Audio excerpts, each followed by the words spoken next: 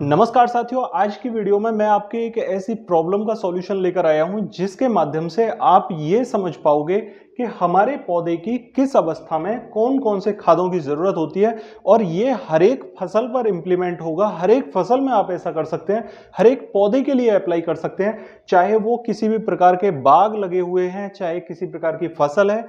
उस फसल की किस अवस्था में हमें कौन-कौन से पोषक तत्वों की जरूरत होगी, जैसे कि किसी भी पौधे के संपूर्ण विकास में उस पौधे की जड़, तना व उसका फुटाव, पत्तियों का हरापन, गोब की बालियां आ जाती हैं जब बालियों में तने में, फूल और परागण और फल की अवस्था होती है। साथियों, इसी तरह से पौधे की लंबाई, पौधे की मोटाई और पौधे की मजबूती, ये तीनों ऐसे फैक्टर हैं जो पौधे की हर एक अवस्था को इफेक्ट करते हैं। यहां पर पौधे की जड़, तने का फुटाव, ये दो ऐसे फैक्टर हैं जिन पर हमें बहुत अच्छे से शुरुआती अवस्था में काम करना होता है। ठीक है, चाहे वो गन्ने की फसल है, चाहे धान की, चाहे मक्का की, चाहे वो दुनिया की कोई भी फसल है, उस फसल के जब शुरुआती अवस्था होती है, उस पौधे की शुरुआती अवस्था में उस पौधे की जड़ के फुटाव के लिए हम काम करते हैं। पौधे की जड़ के फुटाव को बढ़ाने के लिए हम हमेशा यूज करें या तो डीएपी, डायमोनियम फॉस्फेट, ठीक है। ह्यूमिक एसिड पौधे की जड़ को बढ़ाने का काम करता है। सरसों की खली या मूंगफली की खली या दूसरी किसी भी प्रकार की खल है जो कि हमारे ऑर्गेनिक तत्व से निकली हुई है, उस खल का हम इस्तेमाल कर सकते हैं। यहां पर गोबर की खाद, किसी भी प्रकार की गोबर की सड़ी गली खाद है, वो भी पौधे की जड़ों का विकास करने में बहुत सहायक होती है। आपने देखा भी होगा कि जिन गन्ने के खेतों के पास में गोबर की खाद पड़ी हुई होती है, उन गोबर की खाद से मिले हुए जो पौधे होते हैं, उनके पौधे के तने का जो फुटाव होता है वो संपूर्ण खेत के फुटाव से ज्यादा होता है। ये आपने प्रैक्टिकली देखा होगा। धान की फसल हो, चाहे गन्ने की फसल हो, चाहे गेहूं की फसल हो, किसी भी प्रकार की फसल में जहां गोबर की खाद का ढेर पड़ा होगा, उस ढेर के आसपास के कुछ एरिया में जहां तक पानी से वो घुल के पौधे के पास तक पहुंचता है, वहां पौधे का फुटाव आपने ज्यादा पाया होगा। ये एक बिल्कुल प्रैक्टिकल उदाहरण मैं आपको दे रहा हूं। साथियों, डीएपी, डायमोनियम फॉस्फेट पौधे की जड़ों का विकास करता है, बहुत तेजी से पौधे की जड़ों को बढ़ाता है। ह्यूमिक एसिड मिट्टी की जितनी भी कैपेसिटी होती है, जिसके अंदर पड़े हुए न्यूट्रल खाद होते हैं, उन्हें एक्टिवेट करने का काम कर देता है ताकि पौधे की जड़ें बहुत तेजी से उन्हें एब्जॉर्ब कर पाएं और ज्यादा एरिया से खादों को अवशोषित करके उन्हें ग्रहण करके पौधे को संपूर्ण विकास में मददगार साबित हो सके। यह काम ह्यूमिक एसिड कर देता है। सरसों की खली, सरसों की खली के अंदर प्रत्येक प्रकार के माइक्रोन्यूट्रिएंट पाए जाते हैं, जैसे कि यहां पर यूरिया, डीएपी, पोटास, इन तीनों का कॉम्बिनेशन यानी एनपीके का कॉम्बिनेशन मिलता है। अगर बात करें यूरिया की तो 4% तक यूरिया होता है, और इसके साथ में अगर डीएपी और पोटास की बात करें तो 2% डीएपी और 1% पोटास पाया जाता है। यानी एनपीके का 4:2:1 का रेशो पाया जाता है। कितना सटीक रेशो है एनपीके का सरसों की खल में। तो पौधे की जड़ों का विकास करने के लिए आप ये 4 प्रकार के खाद यूज कर सकते हैं पौधे की किसी भी अवस्था में। ठीक है, तने में फुटाव लाना है। जब पौधे की जड़ें स्वस्थ होंगी, ज्यादा होंगी, तो पौधे में फुटाव आएगा, ये बात फैक्ट है। तो लेकिन फिर भी पौधे की जड़ों का अच्छा विकास होने के बावजूद आप फुटाव ज्यादा लेना चाहते हैं, तो आप यहां पर गोबर की खाद का उपयोग करेंगे। डीएपी यहां पर जो पौधे की जड़ों का विकास करने में सहायक होती है, वो पौधे के फुटाव में भी सहायक होती है। किसी भी प्रकार का जाइम हो, ठीक है, जाइम ग्रेन्युअल, चाहे सागर का है, चाहे किसी भी प्रकार का मिट्टी कोटेड जाइम है या बेंटोनाइट कोटेड जाइम है, वो आपके पौधे के फुटाव में सहायक होगा। जिप्सम, जिप्सम पौधे के फुटाव में सहायक इस प्रकार से होता है क्योंकि मिट्टी के अंदर पड़े हुए हाई पीएच वैल्यू की वजह से हमारे जो खाद होते हैं वो पौधे को एब्जॉर्ब नहीं हो पाते। जिप्सम हमारी मिट्टी की पीएच वैल्यू को कम करने का काम करता है। इससे पौधे को दूसरे पोषक तत्व एब्जॉर्ब करने में मदद मिलती है और पौधे में फुटाव आता है। साथियों, यहां पर अगर मैं बात करूं कैल्शियम क्लोराइड की, तो कैल्शियम क्लोराइड बहुत सक्षम तत्व है जो पौधे में फुटाव लाने में मददगार होता है। आप यूज करके देखना धान की फसल में, जब भी आपकी फसल 12 से 15 दिन की अवस्था में गुजर रही हो, उस समय पर 500 ग्राम प्रति बीघा यानी 3 किलोग्राम प्रति एकड़ का कैल्शियम क्लोराइड अपनी दूसरी डोज में मिला के यूज करके देखना, फुटाव देखना। फिर अगला पॉइंट है यहां पर पत्तियों का हरापन। पत्तियों के विकास में और पत्तियों के हरापन के विकास में कौन कौन से पोषक तत्व यहाँ पर कारगर साबित होते हैं। यहाँ पर एनपीके आपके लिए सबसे बढ़िया रहता है, क्योंकि पत्तियों में एनपीके, यूरिया, डीएपी और पोटास पत्तियों के लंबाई को और चौड़ाई को बढ़ाने में कारगर होता है। ह्यूमिक एसिड पत्तियों के हरापन को बढ़ाने में बहुत मददगार होता है, क्योंकि प्रकाश संश्लेषण की क्रिया से बनने वाले भोजन को बढ़ाने में ह्यूमिक एसिड बहुत ज्यादा सक्षम होता है। पौधे की जड़ों के साथ साथ पौधे की पत्तियों के हरापन को बढ़ाने में, क्लोरोफिल की मात्रा को बढ़ाने में ह्यूमिक काफी हद तक सक्षम पाया गया है। आप ह्यूमिक एसिड लगाने के 36 घंटे के अंदर पत्तियों के हरापन को बढ़ा हुआ पा सकते हैं। आप गन्ने की खेती में, धान की खेती में, या जो भी दूसरी फसलें हैं, या आपके घर पर कोई भी पौधा खड़ा हुआ है उस पौधे में लगा के यूज करके देख सकते हैं। साथियों, जिंक और फेरस, जिंक सल्फेट और फेरस सल्फेट, जिंक सल्फेट की हमारे पौधे को जरूरत होती है पत्तियों के पीलापन को कम करने में, यानी पौधे को जिंक को एब्जॉर्ब करने में। जब नीचे पौधे की जड़ों से मदद नहीं मिलती तो पौधा डिमांड करता है जिंक की, तो और तीसरी से चौथी डोज में हमें जिंक पौधे को जरूर देना चाहिए, खासकर धान की फसल में। तो जिंक यहाँ पर हमारे पौधे को तीसरे डोज में बहुत मददगार होता है। फेरस सल्फेट, हरा कसिस, लौह पोषक तत्व, पौधे की पत्तियों में जितने भी लौह पोषक तत्वों की जरूरत होती है उसे पूरा करने का काम फेरस सल्फेट करता है। इसलिए जिंक और फेरस का कॉम्बिनेशन यहाँ पत्तियों के हरापन के साथ साथ पत्तियों की लंबाई बढ़ाने में भी मददगार रहता है।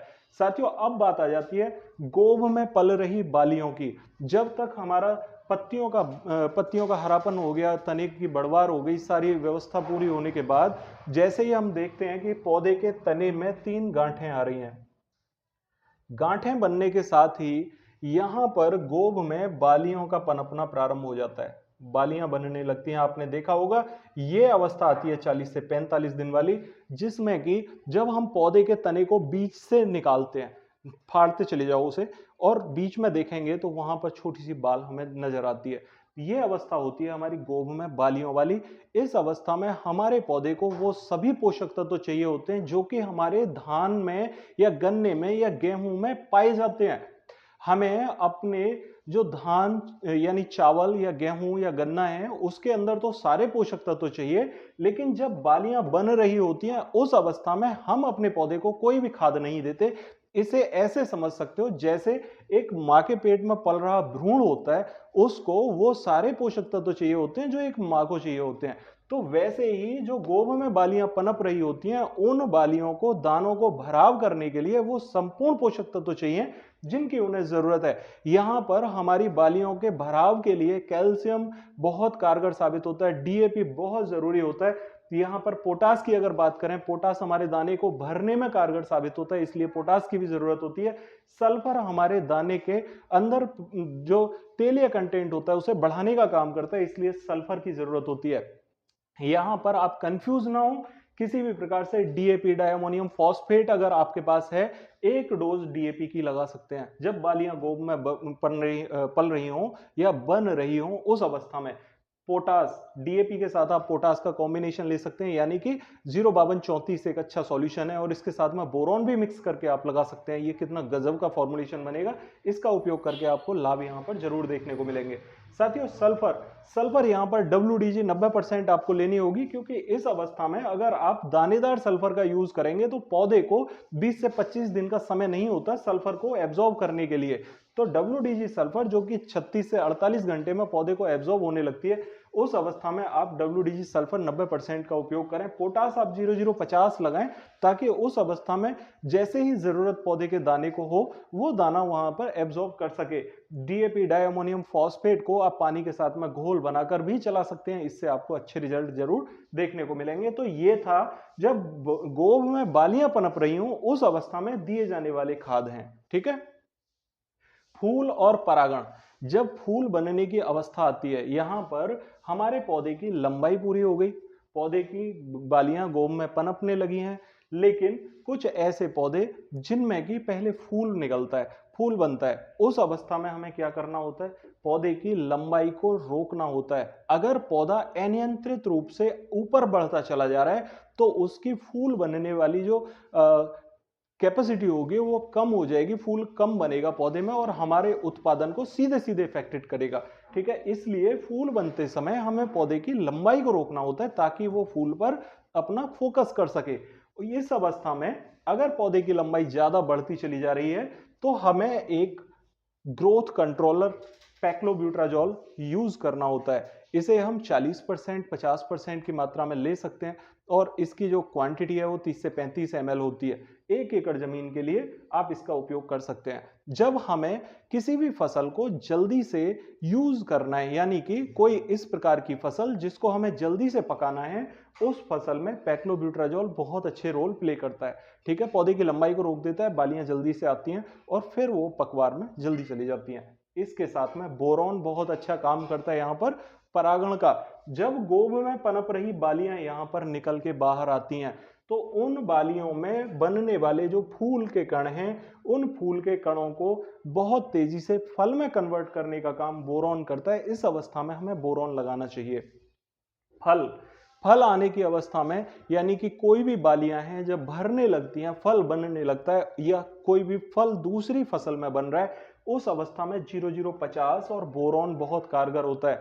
0050 और बोरॉन किस लिए कारगर होता है? क्योंकि जब बालियों के अंदर दाने भर रहे होते हैं उस समय बालियों को ट्रांसपोर्टर की जरूरत होती है और ट्रांसपोर्टर हमारा पोटास होता है। तो पोटास को इस समय पर देना, हमारे पौधे को एक ट्रांसपोर्टर दे देना होता है ताकि पौधे के अंदर जितने भी माइक्रोन्यूट्रिएंट हमने समय समय पर इस टाइप के लगाए हैं, उन माइक्रोन्यूट्रिएंट को बालियां पोटास के जरिए से अपने अंदर ग्रहण कर सकें और पोटास से दाने का भराव अच्छा हो सके। यदि इस टाइप से दाने का भराव अच्छा होगा तो आप फिक्स मान के चलिए कि आपके दाने में वजन ज्यादा अच्छा बनेगा और ज्यादा अच्छा वजन बनने से आपके उत्पादन को बढ़ाने में काफी हद तक मदद मिलेगी। साथियों, यहां पर बोरॉन आपके परागण को जब बढ़ा देगा तो बोरॉन से आपके दाने पर चमक भी काफी हद तक बढ़ेगी। जब आप 0050 का उपयोग करेंगे तो इसके अंदर सल्फर भी पाया जाएगा और सल्फर के जो कंटेंट होते हैं वो दाने के तेलिया कंटेंट को बढ़ाने में मददगार होंगे। इससे आपके दाने में चमक भी आएगी और दाने का वजन भी बढ़ेगा।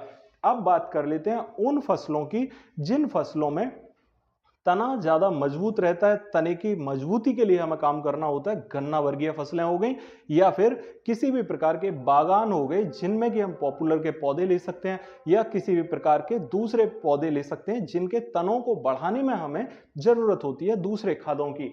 तो देखिए, जिस प्रकार से पौधे की जड़ें बढ़ाने के लिए हमें यहाँ पर डीएपी, ह्यूमिक और खल की जरूरत होती है, पौधे की लंबाइयों को बढ़ाने के लिए, पौधे की जड़ों की लंबाई को बढ़ाने के लिए यूरिया ही चाहिए। नाइट्रोजन की पूर्ति हमें प्रॉपर चाहिए ताकि पौधे की जड़ों की लंबाई बढ़ सके, वो यूरिया ही बढ़ाएगा। यूरिया के साथ जिब्रेलिक एसिड अगर हम यूज करते हैं तो वो पौधे के तने, पौधे की जड़ों के विकास में काफी हद तक मददगार होगा।